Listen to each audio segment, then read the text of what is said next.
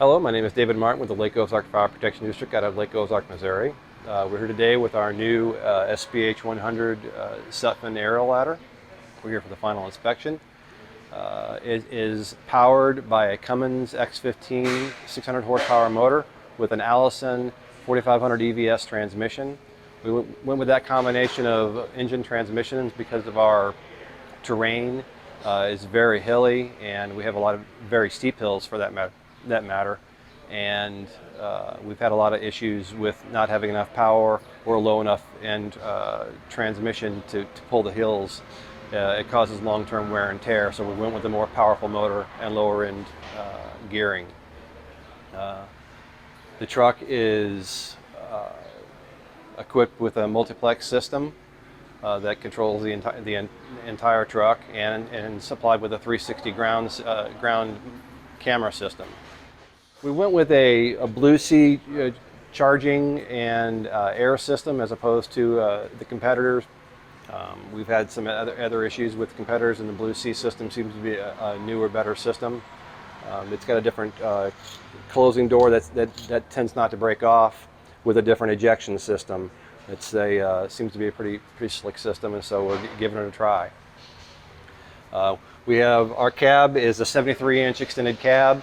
It's got 5 seating positions, including the driver and officer. We have 3 forward-facing seats that are all pack seats.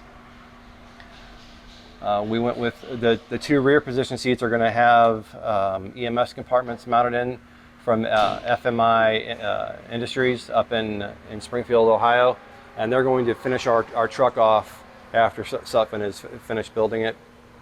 FMI is going to put all our compartmentation customization in, as well as mounting light chargers and other things like that.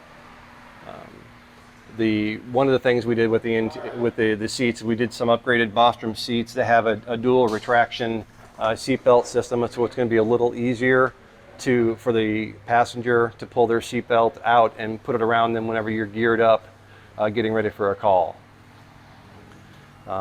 We also went with the extended cab. We went with the exterior doors.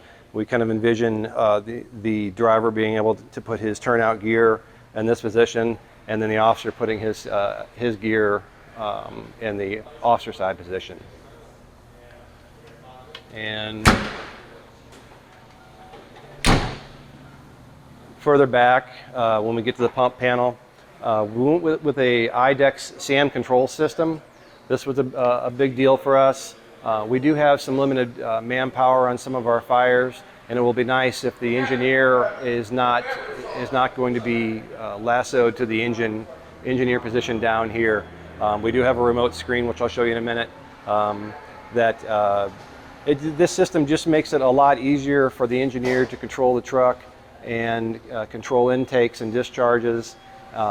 And it's just seems to be a better system than what was traditionally on fire trucks. Hopefully less wear and tear and things like that. We did go with a protective cover for our IDEX screen because we do have some gravel roads in our area, so we wanted to protect our screens the best we could. So we just have a protective cover that goes over it. We do have extra bottle ports on the side, like most fire trucks do. In our breaker panel compartment, we're going to have our CM external control system or control panel, and it's going to be mounted again by FMI in the future.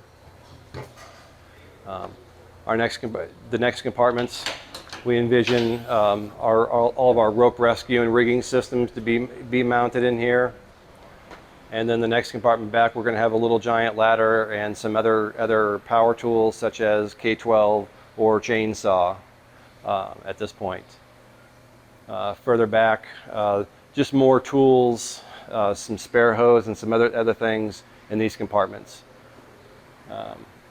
Our platform has 2 monitor control systems. One is remote and one is manual. They're both going to be smooth bore Akron monitors, and we have a 2,000 GPM pump on the truck, so it should have enough pump to handle both those monitors going up.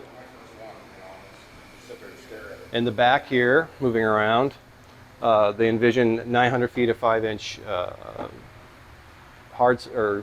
soft suction hose, or LDH, excuse me, that will fit in the truck. And then the next compartment over is for our ladders. We have a 14-foot two-fly, a 28-foot two-fly, a 16-foot single section, and a 35-foot two-fly ladder. We're going with the duo safety ladders as opposed to the Alkalite in this case. We have fire tech lighting and wheel and lighting all the way around the truck. I didn't mention that before. And then further up, again, we have similar compartmentation to the other side of the truck. We're going to put, we envision putting rescue tools on a turntable and other various power tools and so forth in these compartments over here. We have another similar compartment next to it. If you move up, we do have a smart power 10,000 watt generator. Again, for ground lighting and other things in our area, just to assist on our fires.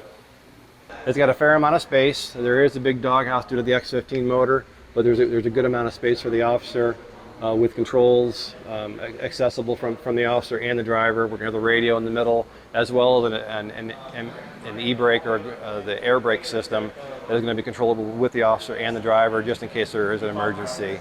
Haven't ever had that in the past, but you always want to be prepared.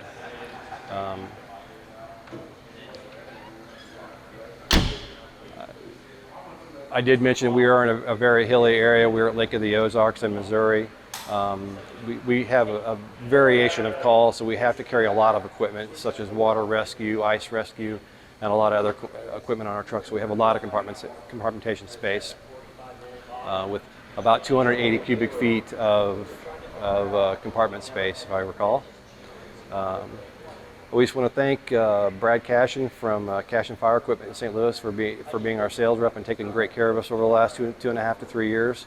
And thanks Sutphen for their help in building our fire truck. We're looking forward to get this thing in service. Thank you very much.